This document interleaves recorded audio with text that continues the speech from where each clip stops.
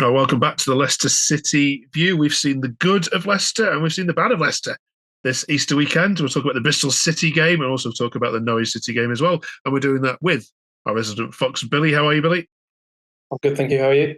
All right, thank you. And it's a Midlands derby this weekend because the Blues are in town as Birmingham City rock up to the King Power. And we're discussing all of that with Adam, our resident Blues fan. How are you, Adam? All good, mate. How are you? Yeah, I bet after your little victory over Preston, you were hoping to go on a little bit of a roll now, but what a sad twist of fate the fixtures list has given you, making you go to the King Power. I know, man. I'm not confident going there at all, but let's get it out of the way and then we can concentrate back on the league. All right, Billy, this should be a nice, straightforward 3 points for you this weekend, should it not? I mean, you'd like to think so. I'm hoping that the win over Norwich will be a good boost for us to now just kick on and charge down these last 8 games or so. But yeah, I'd say nothing's certain with Leicester at the minute. But I think realistically we should be getting the 3 points and getting the game done and dusted and put to bed. Yeah. What was the difference then? We'll talk about Bristol City in a second, but what was the difference with the Norwich game? You seemed a lot more on the front foot. You seemed a lot more dynamic. Okay, yeah, you conceded a terrible set piece to concede, but actually from that point onwards, Leicester looked by far the better side against a good Norwich team as well. Yeah, it tends to be the case where we always start the game slow, and then once we've actually conceded, we wake up a bit, and then kind of die off later on in the game, and then finally wake up again where it's too little too late. But this time we woke up straight after the goal and persisted throughout the game. And, I thought we controlled the game really well. And it was one of the best home performances we've had this season, to be fair. It was really good after, again, it shouldn't take conceding the goal to kick on. But, they had the mentality to come back from 1-0 down, end up making it 3-1, take 3 points home, which was exactly what we needed at this point in the league. Yeah, 185 goals now for Jamie Vardy for Leicester. I mean, when's his statue going to be built, do you think? End of this season or? Well, I don't think we can afford it, to be honest. Fair point. I think it'll be a while, but okay. We'll make it some out of wood, nice and cheap. So obviously, driving back from that game, you were tuning into Ipswich Southampton and must have been delighted to see Southampton go in front, and then you must have been even more delighted when Hull took the lead against Leeds. But both of those teams have got something about them, haven't they, this season? Just like you, they came back from behind. Do you get a sense that this is slipping out of your hands? A little bit, yeah. I'm the only positive really looking at it is that we have the game in hand, so it is still very much in our hands. But when it comes to these sort of really like high pressure moments, a lot of the other, those 3 other teams around us just seem to have, especially Leeds and Ipswich, seem to have a lot more heart and spirit and seem to want it more than we do in the dying moments. Which you see how many late goals Ipswich keeps getting because they don't give up. They're just relentless, and fair play to them. A lot of it, I'm not going to say none of it's luck. Some of it definitely is luck, but if you don't try, you don't get. So yeah, and that was a story at Bristol City, wasn't it? Because Jamie Vardy should have scored. There's no doubt about it. You just ran into a goalkeeper in form. What was the story of that game for you?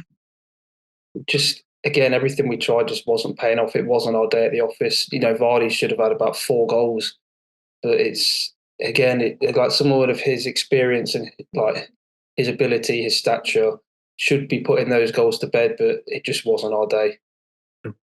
All right, let's preview then this game then this weekend. Adam, I don't need to ask you this because I think what the answer is, but what do you made of Leicester this season? I think I said it earlier on in the season. They're obviously going to be favourites, pretty much a Premier League team. They're always going to pretty much walk the league. They've tripped themselves up a little bit because it was home and bed, wasn't it? I think we're 11 points clear at one point, and then I don't know how they've got to where they are, but neither do we. Listen, good teams always find a way, and Leicester, even when I've seen them be behind in games, you always know they're going to come back. So yeah, I'm doubtful Blues will get much at Leicester this weekend coming. tell the Leicester fans what sort of team Gary Rout's put together in relation to what you've been playing like previously. Are you more solid at the back now? What sort of formation and style do you take away from home? The first game he went a 5 at the back, which I just can't stand. I hate it. And obviously we looked useless, didn't do much. And then at the home game the weekend, he went with a back 4 and kind of played a bit of a 4-3-3. Yeah, times it looked. But listen, some of these players, like I've been saying all season, they're not good enough.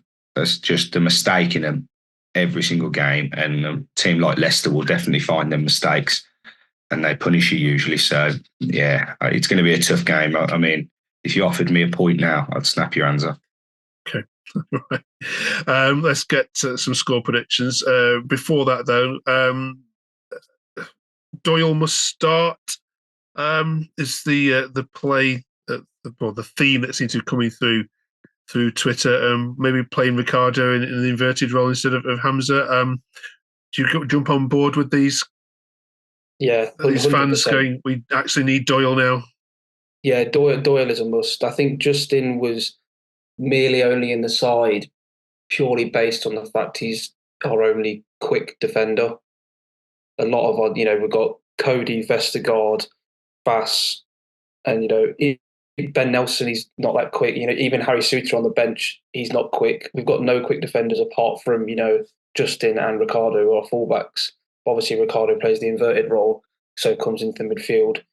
But yeah, Doyle and Ricardo make a huge difference. They'd need to play the rest of the games this season. Okay. Right, let's get some score predictions from me then. Billy, you go first because you're at home. Leicester against Birmingham. I've put down 3-0. I'm hoping just from the Norwich game, we'll just kick on and I'd just like a clean sheet more than anything. If it's 1-0, 2-0, I don't care. I'd like to actually not concede. Okay. There's not been a 0-0 in this fixture since 1970. Leicester have not lost in the last 8 meetings. So Adam's not looking good for you statistically, but QPR came here and thinking exactly the same thing not less than a month ago. And look how that turned out. What do you reckon?